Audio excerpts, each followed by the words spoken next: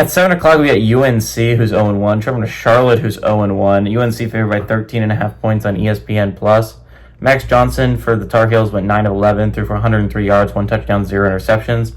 Caleb Hood has had 10 carries for 31 yards and a touchdown on the ground, and Jordan Ships had 4 catches for 84 yards. Connor Harrell for the 49ers went 13 of 24, threw for 142 yards, 1 touchdown, 1 interception. CJ Stokes has had 15 carries for 49 yards, and Justin Olsen's had 2 catches for 56 yards.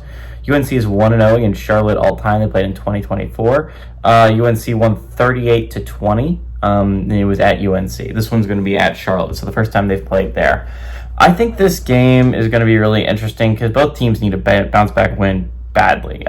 Charlotte got their ass kicked against App State on Thursday, but a lot of people forgot about that because it's Charlotte. Who really cares about Charlotte football? UNC, on the other hand, Monday night, right? They're the Labor Day game. They get this high billing. They're playing TCU, and they get their asses handed to them. It was not close against TCU. TCU took belt to ass, right? It was bad for UNC. The real question is Gio Lopez is going to get the start or Max Johnson? Gio Lopez got hurt in the TCU game. We don't know if he's going to be healthy for this one. But Max Johnson honestly looked really solid in the TCU game for the little time he played.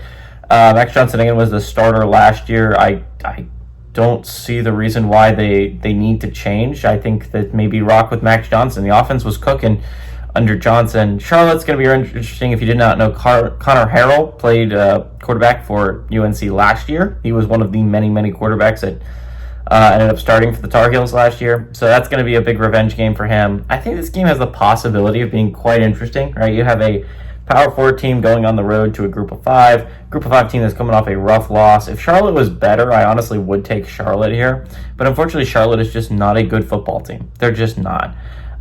Charlotte is coming off an absolute destruction by App State. I expect Charlotte to be in the bottom half of the American this year, considering how good and how deep the American is. I don't expect Charlotte to be even mediocre and get to 6-6. I think this is going to be like a 4-8 football team, if that. Maybe even 3-9. I honestly could see. Charlotte is just not good. They're not good enough to beat UNC. I think this is where UNC finally starts to get their groove back. UNC should realistically be 2-1 heading into a big game against UCF. That could be a big game for both of those teams when it comes to putting themselves in a position where they can still make a college football playoff push. I like Charlotte to lose here. I like UNC to win. And I like UNC to go on the road and cover that 13.5 point spread.